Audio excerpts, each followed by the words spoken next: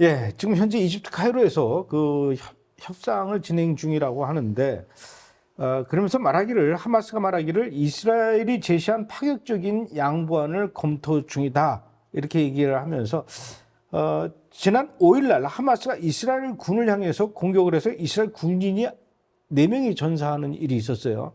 뭐, 당연히 이스라엘도 뭔가 반응이 있었겠죠?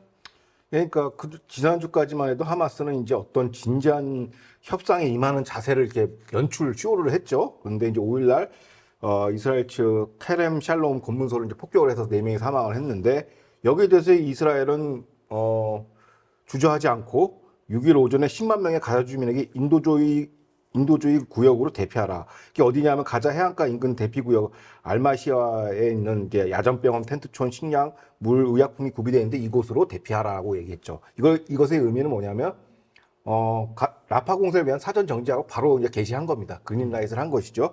그리고 당일 6일 저녁에는 IDF 기갑사단이 라파 동부로 진입했으며 이집트 국경을 맞대고 있는 라파 공세를 장악하고 있습니다. 그러고 나서 갑자기 또 하마스가 휴전협정 제안에 동의한다 하면서 왜 이렇게 왔다 갔다 하는 겁니까?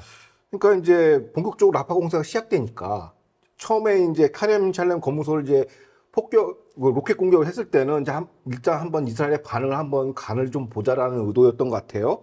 그러니까 협상력을 좀 제고하기도 하고, 이스라엘이 협상 결렬 책임이 이제 이스라엘한테 있다. 왜냐하면 이스라엘이 박차고 나올 것을 예상하고 이렇게 한 거예요. 그런데 오히려 이스라엘 반응이 조금 약간 상대방을 이제 약간 잡아뜨린 묘수를 뒀죠. 하마스와 대화는 지속하고, 하지만 곧바로 라파 공세는 강행하겠다. 투트랙으로 그냥 가버린 거예요. 여기에 이제 당황한 것이죠. 그래서 갑자기 이제 부랴부랴 하마스는 카타르, 이집트가 제시한 중재안을 덥석 물어버린 것입니다. 그런데 이게 여기에 대해서 앞서 보도해드린 것처럼 이제 서로 다른 협상안을 가지고 이제 수용했네, 안 했네 하고 있어요.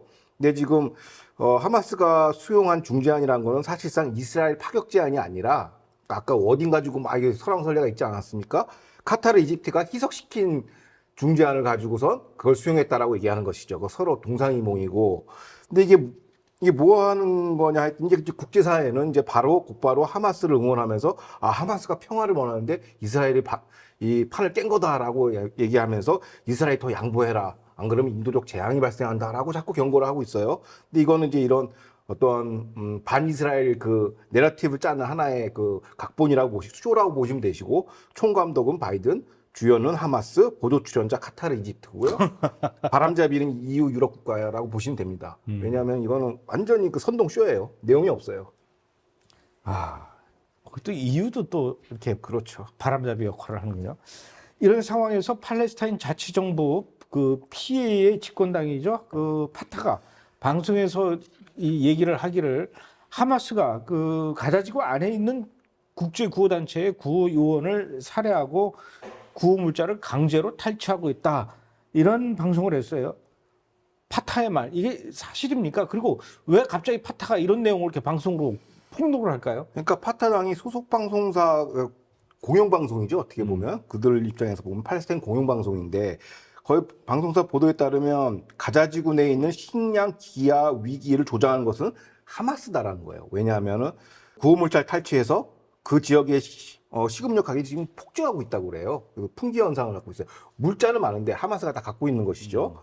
근데 물론 이제 이걸 믿을 수 있느냐, 파타 방송인데, 물론 하마스와 파타 정파는 경쟁 관계이긴 하지만 이스라엘하고는 적대 관계예요. 이런 권력 구도를 보면은 이건 사실관계에 부합하다. 그리고 실제로 취재한 장면이 있더라고요, 보니까. 그래서 그걸 보면은 이제 이 파타당의 주장, 이 방송사의 주장이 설득력이 얻는 배경이고요. 또 하나는 뭐냐면 국제사회와 미국이 이제 가자지구의 인도적 위기는 이스라엘 때문이라는 내러티브를 계속 외신을 통해서 발신하지 않았습니까? 근데 거기에 이번에 그 파타당의 그 탐사 취재로 거짓이라는 게 드러났죠. 그리고 이제 내부적으로 보면은 말씀하신 것처럼 파타랑 하마스는 경쟁 관계고, 가자지구에 있는 파타 요원들을 다 정보인회가 다 사살하고 없애거든요. 그러니까 치고받는 그 내부 분열이 있죠. 근데 그렇다고 해서 이스라엘 이롭게 할 수는 없어요. 왜냐하면 적대 관계니까. 그리고 그다음에 인종 청소 뭐 책임을 이스라엘에 다 떠넘기고 있어요. 국제사회는 주요 외신들이. 그래서 가자 지구의 기아 상태를 그들이 말하는 기아 상태가 존재한다면 해결하기 위해서는 하마스 제거가 유일한 해법이라는 것이죠. 그걸 이제 파타당의 그 공영 방송이 이제 입증해 준 것이고요. 그러니까 그 하마스는 지금 최대한 그 가자 지구에 있는 그 민간인들이 영양실조 걸려서 죽거나 굶어서 죽거나 이런 일들이 일어나기를 바라는 것 같아요. 그래야 국제사회로부터 이스라엘을 비난할 수 있게 하니까. 그렇죠. 역이용하는 것이죠. 이거 참. 그런가 하면은 그 하마스 보건부가 지금까지 그 전쟁으로 34,000명 정도가 사망을 했다. 이렇게 얘기를 하는데 그 34,000명 중에서도 10,000명 정도는 신원을 공개하지 못하겠다. 이렇게 얘기를 해요. 그 10,000명은 누구고 왜 특별히 이렇게 공개 못하는 이유는 뭡니까? 그러니까 우리가 이제 일반적으로 사망자 실현 정보라고 하면요, 이제 최소 성별, 나이, 뭐 청년이냐, 노인이냐, 어린이냐 이름까지는 이게 밝혀져야 되거든요. 그래야 사인이 뭐 때문에 죽었다가 나오는데 이 기초 데이터가 없는 거예요. 그 무슨 얘기냐면 그동안 하마스 보건부는 자체 데이터를 제공하지 않고 신뢰할 수 있는 언론 보도라고 하면서 이렇게 회피해 왔어요. 자꾸 왜냐하면 통계적으로 안 맞거든요. 인구. 그래서 자꾸 문제 제기를 하니까 과거에는 이제 신뢰할 수 있는 언론 매체의 자료다라면서 이렇게 회피해 오다가 최근에 들어서 이걸 인정을 했어요. 기초 데이터가 불완전하다. 인컴플리트 데이터라고 얘기를 합니다. 그런데 이게 왜 문제가 되냐면 실제로 아까 말씀하신 것처럼 그 3만 명 중에 이제 3분의 1 사망자에 대한 기초 통계가 없으니까 사망자가 진짜 발생한 거야?까지도 이제 의문이 생기는 거죠. 제 죽은 숫자가 그게 맞아? 그게 첫 번째고 두 번째 그동안 하마스 보건부는 여성, 노약자, 어린이 사망 통계가 부풀려졌다라는 그 연구기관들의 그 비평이 있었거든요. 이거 데이터가 맞냐?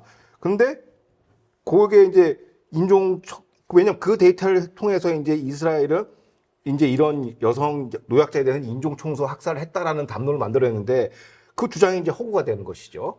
두 번째, 세 번째가 뭐냐면 공개 못한 또 다른 이유가 테러 병력이기 때문에. 근데 이 테러 병력을 자꾸 민간인으로 둔갑시켜서 인종 학살, 청소라는 프레임을 만들기 위해서 한 것이다. 그래서 이제 본격적으로 데이터에 대해서 이제 집중적으로 파고들기 시작했습니다. 주요 싱크탱크에서.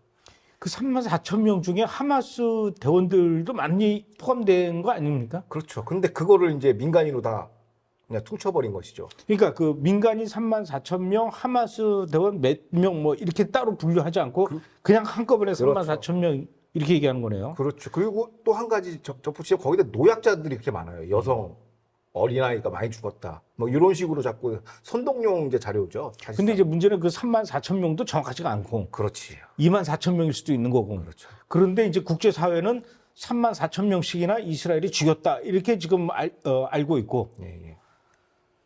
그리고 또 왜 죽었는지도 이것도 분명히 따져야 되는 거 아닙니까? 이게 예. 이스라엘 공격에 의해서 죽었는지 아니면 자기네들끼리 오발과 오폭으로 죽었는지 그렇죠. 하마스가 죽였는지 이건 또 따져봐야 되는 부분이에요. 그래서 그 아까 알자지라 방송도 얘기했지만 세계 국제 외신이 이제 하마스 보건부 통계를 인용하고 있다는 것이죠. 그래서 이게 자꾸 오류가 발생하는 게 아닌가라는 생각을 하게 됩니다. 하마스 보건부 자체가 이게 문제덩어리예요. 그렇죠. 얘네들이 얘기하는 건 진짜 이 매주로 콩으로 매주를 쓴다 그래도 절대로 이건 믿어서는 안 되는 겁니다. 자, 그런가 하면 유엔은 아니라고 계속 박박 우기고 있는데 UNRWA가 하마스와는 아무런 관련이 없다. 지금 이러고 있어요. 이렇게 주장하지만 하마스가 아직도 UNRWA 그 건물을 자신들의 공격 거점으로 활용하고 있다. 이런 뉴스가 있어요. 예, 그러니까 IDF가 가자 중부 하마스 지휘부를 공습했다고 발표했는데요. 근데 그게 보니까 IDF와 신베트의 발표에 따르면 UNRWA, 그러니까 운라죠. 거기 인근 대피 주민을 인간 방패로 활용하면서 IDF에 대한 테러 공격을 했다라는 것이에요. 그래서 이제 타격을 했는데 그 이제 운라가 또 이제 지휘부로 쓰인 거죠. 하마스의 지휘부 그 거점으로 쓰였다는 것이고. 근데 그동안 유엔은 운라가 하마스 연루 혐의가 없다고 우겼어요. 이건 뭐 데이터도 없고 그냥 우겼어요. 근데 이번에 또 여기서 이제 테러를 자행한 게 들어가가지고 이게 현장 정보거든요. 그 요걸 해서 마지막으로 이제 국제사회가 라파 공세는 인류 역사상 가장 심각한 인도적 재앙이라는 그 프레임을 완성하기 위해서 자꾸 이렇게 하거든요. 근데 보면은 자꾸 주민 대피 이 사전 정지 작업 아닙니까? 라파 공세를 이거를 가지고 인도적 재앙이라고 얘기하는데 실질적으로 IDF가 전쟁 역사에서 전무후무한 사전 공습 예고제를 실시해왔고 지난 칸 유니스 공세 작전 때도 100만 명 중에 85만 명, 그러니까 90% 정도를 대피 작전을 성공을 시켰어요. 이거는 어떻게 보면 역사 과거 시가전 전설을 통틀어서 괄목하나만 성과인데 자꾸 인도적 학살 프레임을 지금 건다는 것이죠. 그래서 이번 운나 공격에 대해서 IDF가 공개적으로 얘기를 한 겁니다. 운나 이게 하마스 병창 시설이다라고 이제 지적을 한 것이죠. 가자지구 안에서 운나 자체를 빼내는 거예요. 그렇죠. 그리고 지금 대피도 좀 방해하고 있어요. 운나 측에서. 그래서 이게 좀 여러 가지로 좀 이스라엘이 좀 힘든 지경에 와 있는 것 같습니다. 아니 그 가자지구에 있는 그 어린애들한테 이게 운나가 그 이스라엘 유대인들은 다 죽여야 될 종족들이다 이렇게 가르쳤다면서요. 네, 그렇죠. 그러니 그 애들이 커가면서 뭘 배우고 아유 참 나는 운나 자체를 문 닫아야 된다라고 생각을 합니다. 사실상 운나는 이제 하마스의 정장교죠. 우리로 치면. 그렇죠, 종운. 네.